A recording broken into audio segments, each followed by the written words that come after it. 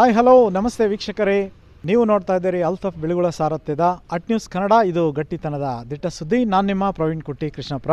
ವೀಕ್ಷಕರೇ, ನೀವೆಲ್ಲ ಗಮನಿಸ್ತಿರ್ಬೋದು, ಏನು ತುಂಬ ಟೂರಿಸ್ಟ್ಗಳು ಇವತ್ತು ಇದ್ದಾರೆ. ಅದ್ರ ಜೊತೆಗೆ ಇಲ್ಲಿ ಒಂದು ವಿಶೇಷವಾಗಿ ಏನಂದರೆ, ಇಲ್ಲಿ ಬರುವಂಥ ಪ್ರವಾಸಿಗರನ್ನು ಆಕರ್ಷಣೆ ಮಾಡ್ತಿರೋದು ಇಲ್ಲಿ ಕೂತಿರುವಂತಹ ಕೋತಿಗಳು. ಇವು ಮೊದಲೆಲ್ಲ ಏನು ಅಂದರೆ, ಈ ಕಾಡಿನಲ್ಲಿ ಸಿಗುವಂತಹ ಹಣ್ಣು ಹಂಪಲುಗಳನ್ನ ತಿಂತಾಯಿದ್ವು.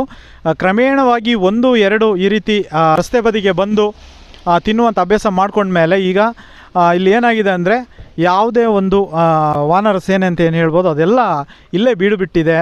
ಇದರಿಂದ ಅದರಲ್ಲಿ ಕೆಲವು ಏನು ಮಂಗಗಳು ರಸ್ತೆ ಭಾಗದಲ್ಲಿ ಸಾಯುವಂತಹ ಪ್ರಸಂಗ ನಡೆದಿದೆ. ಈಗ ಏನಂದರೆ, ಮಿತಿ ಮೀರೋಗಿದೆ ತುಂಬ. ಪ್ರವಾಸಿಗರು ಬರೋರು ಅದಕ್ಕೆ ಆಹಾರ ನೀಡುವ ಮುಖಾಂತರ ಅದನ್ನು ಸಂಪೂರ್ಣ ಕಾಡಿನಿಂದ ತಂದು ರಸ್ತೆಗೆ ಬಿಟ್ಟಂಥ ಪರಿಸ್ಥಿತಿ ಆಗಿದೆ. ಇದರಿಂದ ತುಂಬ ಅನಾಹುತ ಆಗಿ ತುಂಬ ಮಂಗಗಳು ಸಾಯ್ತವೆ. ಇದ್ರ ಬಗ್ಗೆ ಬೇರೆ ತುಂಬ ಹಿಂದಿನಿಂದಲೂ ಈ ಒಂದು ಮಾತು ಮತ್ತು ಇದರ ಬಗ್ಗೆ ಒಂದು ದನಿ ಕೇಳಿ ಬಂದಿತ್ತು. ಅದಕ್ಕೆ ಆಹಾರವನ್ನು ಕೊಡಬೇಡಿ, ಅದು ದಾರಿ ಬದಿಗೆ ಬಂದು ರಸ್ತೆ ಮಧ್ಯದಲ್ಲಿ ಸಿಕ್ಕಿ ಸಾಯ್ತಾ ಇದೆ ಅಂತ ಹೇಳಿಬಿಟ್ಟು. ಹಾಗಾಗಿ ಇದು ನಿಜವಾಗ್ಲೂ ಒಂದು ವಿಷಾದನೀಯ. ಇದ್ರ ಬಗ್ಗೆ ಇಷ್ಟೊಂದು ಸುಂದರ ಪ್ರಕೃತಿಯ ಮಧ್ಯದಲ್ಲಿ ಇದೊಂದು ವಿಷಾದದ ವಿಷಯ ಅಂತಲೇ ಹೇಳ್ಬೋದು. ಹಾಗೆ ವೀಕ್ಷಕರೇ, ಇನ್ನೊಂದು ವಿಷಯ ಇಲ್ಲಿ ತುಂಬ ಗಮನಿಸಬೇಕಾಗಿದ್ದು, ಇಲ್ಲಿ ಒಂದು ಪ್ರಮುಖ ಸ್ಥಳ. ಇಲ್ಲಿ ಪ್ರವಾಸಿಗರು ಆದಷ್ಟು ಏನು ಸೆಲ್ಫಿಗಳನ್ನು ತಗೊಳ್ಳೋ ಮತ್ತು ಇಲ್ಲಿನ ಒಂದು ಸೀನರಿಯ ಒಂದು ಫೋಟೋಗಳನ್ನು ತೆಗೆದುಕೊಳ್ಳೋದಕ್ಕೆ ಇಲ್ಲಿ ಇರ್ತಾರೆ. ನಮ್ಮ ಏನು ಇಲ್ಲಿಯ ಸ್ಥಳೀಯ ಆಡಳಿತ ವ್ಯವಸ್ಥೆ ಇಲ್ಲಿ ಸೂಕ್ತವಾದ ಭದ್ರತಾ ಕ್ರಮವನ್ನು ಕೈಗೊಂಡಿಲ್ಲ. ನಿಜವಾಗ್ಲೂ ಇಷ್ಟೊಂದು ಟ್ರಾಫಿಕ್ ಆದಾಗ ಮತ್ತು ಇಷ್ಟೊಂದು ಪ್ರವಾಸಿಗರು ಇರುವಾಗ ಪೊಲೀಸ್ ಇಲಾಖೆಯವರು ಏನು 1-2 ಜನನಾದರೂ ಇಲ್ಲಿ ಪೇದೆಗಳನ್ನು ಹಾಕಿಬಿಟ್ಟು ಅದನ್ನೆಲ್ಲ ಸರಿದೂಗಿಸುವಂಥ ಕೆಲಸವನ್ನು ಮಾಡಬೇಕು. ಆದರೆ ಇಲ್ಲಿ ಅದು ಯಾವುದೂ ಕಾಣ್ತಾ ಇಲ್ಲ. ಯಾವುದಾದ್ರೂ ಅಪಘಾತವಾದಾಗ, ಏನಾದರೂ ಅನಾಹುತ ಆದಾಗ ಮಾತ್ರ ಏನು ಇಲಾಖೆ ಗಮನ ತೆಗೆದುಕೊಂಡು 1-2 ದಿವಸದ ಮಾಷ್ಟು ಗಸ್ತು ತಿರುಗಿಸ್ತದೆ. ಆದರೆ ಬಾಕಿ ದಿನದಲ್ಲಿ ಈ ವಿಷಯದ ಬಗ್ಗೆ ಗಮನವನ್ನೇ ಕೊಟ್ಟಿಲ್ಲ. ಇದು ನಿಜವಾಗ್ಲೂ, ಯಾಕಂದರೆ ರಸ್ತೆ ತುಂಬ ಕಿರಿದಾಗಿದೆ. ಈಗ ವೀಕೆಂಡ್ ಆಗಿರೋದ್ರಿಂದ ಮತ್ತು ಮಳೆಯ ವಾತಾವರಣ ಇರೋದರಿಂದ ಇಲ್ಲಿ ಪ್ರವಾಸಿಗರ ಸಂಖ್ಯೆ ಅತಿ ಹೆಚ್ಚು ಇದೆ. ವೆಹಿಕಲ್ಗಳನ್ನು ಎರಡೂ ಕಡೆ ಪಾರ್ಕ್ ಮಾಡಿದಾಗ ನೀವೇ ಗಮನಿಸ್ತಾ ಇರ್ಬೋದು, ಒಂದು ದೊಡ್ಡ ಲಾರಿ ಅಥವಾ ಬಸ್ಗಳು ಬಂದಾಗ ತುಂಬ ತೊಂದರೆ ಆಗುತ್ತೆ. ಇದನ್ನೆಲ್ಲ ಸರಿಪಡಿಸ್ಕೋಸ್ಕರ ಪೊಲೀಸ್ ಇಲಾಖೆ ಕ್ರಮ ಕೈಗೊಳ್ಳಬೇಕಿತ್ತು. ಆದರೆ ಇಲ್ಲಿ ಯಾವುದೇ ಕ್ರಮವನ್ನು ಕೈಗೊಂಡಿಲ್ಲ. ಇದು ನಿಜವಾಗ್ಲೂ ಏನೋ ಒಂದು ವಿಷಾದದ ಸಂಗತಿ.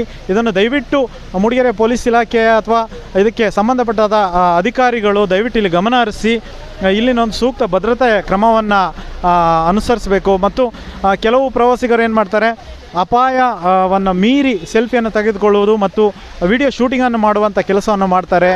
ಮತ್ತು ಇಲ್ಲಿ ಒಂದು ಜಂಕ್ಷನ್ ಆಗಿರೋದ್ರಿಂದ ವ್ಯಾಪಾರಸ್ಥರಾಗಿರಲಿ ಎಲ್ಲ ನಿಲ್ಲಿಸೋದ್ರಿಂದ ಆದಷ್ಟು ಇಲ್ಲಿ ಕಾಣ್ತಿದೆ ಕಸಗಳನ್ನು ತುಂಬ ಹಾಕುವಂಥ ಒಂದು ಪ್ರಸಂಗವು ನಡೆಯುತ್ತದೆ. ದಯವಿಟ್ಟು ಇದ್ರ ಬಗ್ಗೆ ಸೂಚನಾ ಫಲಕವೂ ಇದೆ. ಆದರೆ ಇಲ್ಲಿ ಇಲಾಖೆಯವರು ಸಂಬಂಧಪಟ್ಟವ್ರನ್ನ ನೇಮಿಸಿದರೆ ಅವರು ಇಲ್ಲಿನ ಜಾಗೃತಾ ಏನು ಕ್ರಮಗಳನ್ನು ಇವರು ವಹಿಸ್ಕೊಳ್ತಾರೆ. ಹೀಗಾಗಿ ದಯವಿಟ್ಟು ಆದಷ್ಟು ಏನು ಇಲ್ಲಿನ ಒಂದು ಫಲಕ ನೋಡ್ತಾ ಇರ್ಬೋದು ನೀವು, ಏನು ನೋ ಸೆಲ್ಫಿ ಫೋಟೋಗ್ರಫಿ ಝೋನ್ ಅಂತ ಹಾಕಿದೆ. ಜೊತೆಗೆ ವೆಹಿಕಲ್ಗಳ ಒಂದು ವಾಹನಗಳ ಸಂಖ್ಯೆ ಜಾಸ್ತಿ ಆಗಿದೆ. ದಯವಿಟ್ಟು ಇದ್ರ ಬಗ್ಗೆ ಒಂದು ಕ್ರಮ ಕೈಗೊಳ್ಳಬೇಕು ಪೊಲೀಸ್ ಇಲಾಖೆ ಅಂತ ಈ ಮೂಲಕ ನಾವು ಕೇಳ್ಕೊಳ್ತಾ ಇದ್ದೀವಿ. ನಾವು ಕೊನೆಯದಾಗಿ ಇಲ್ಲಿ ಬರುವಂಥ ಪ್ರವಾಸಿಗರಿಗಾಗಲಿ ಅಥವಾ ಇಲ್ಲಿನ ಆಡಳಿತ ಇಲಾಖೆಗೆ ಹೇಳೋದ್ರೆ, ಇಲ್ಲಿ ಸುತ್ತಮುತ್ತ ಇದು ನಮ್ಮ ಜಾಗ, ಈ ಪರಿಸರವನ್ನು ರಕ್ಷಣೆ ಮಾಡುವಂಥ ಹೊಣೆ ನಮ್ಮೆಲ್ಲರ ಆದ್ಯ ಕರ್ತವ್ಯ. ಹಾಗಾಗಿ ಏನು ಇಲ್ಲಿ ಬರುವಂಥ ಪ್ರವಾಸಿಗರು ದಯವಿಟ್ಟು ಏನು ಒಂದು ಶಿಸ್ತನ್ನು ಪಾಲಿಸಿ, ಕ್ಲೀನ್ನೆಸ್ಸನ್ನು ಪಾಲಿಸಿ, ತ್ಯಾಜ್ಯಗಳನ್ನು ಹಾಕಬೇಡಿ. ಹಾಗೆ ಪೊಲೀಸ್ ಇಲಾಖೆಗೆ ಈ ಮೂಲಕ ಹೇಳುವುದೇನೆಂದರೆ, ಇಲ್ಲಿ ಟ್ರಾಫಿಕ್ ಜಾಮ್ ತುಂಬ ನಡೀತಾ ಇದೆ. ವೆಹಿಕಲ್ಗಳು ಪಾರ್ಕಿಂಗ್ ಆಗಲಿ, ಏನು ಸರ್ಕಾರಿ ಬಸ್ಸು ಅಥವಾ ಲಾರಿ ಬಂದಾಗ ಇಲ್ಲಿ ತುಂಬ ಟ್ರಾಫಿಕ್ ಜಾಮ್ ಆಗುವಂಥ ಸಾಧ್ಯತೆ ಇದೆ. ಹಾಗಾಗಿ ದಯವಿಟ್ಟು ಪೊಲೀಸ್ ಇಲಾಖೆ ಇದರ ಬಗ್ಗೆ ಗಮನ ಹರಿಸಿ ಇಲ್ಲಿ ಗಸ್ತು ತಿರುಗುವಂಥ 2 ಪೇದೆಗಳನ್ನು ನಿಯೋಜಿಸಬೇಕು ಅಂತ ಹೇಳ್ತಾ ಇಂದಿನ ಈ ಒಂದು ಕಾರ್ಯಕ್ರಮ ಮುಗಿಸ್ತಿದ್ದೇವೆ.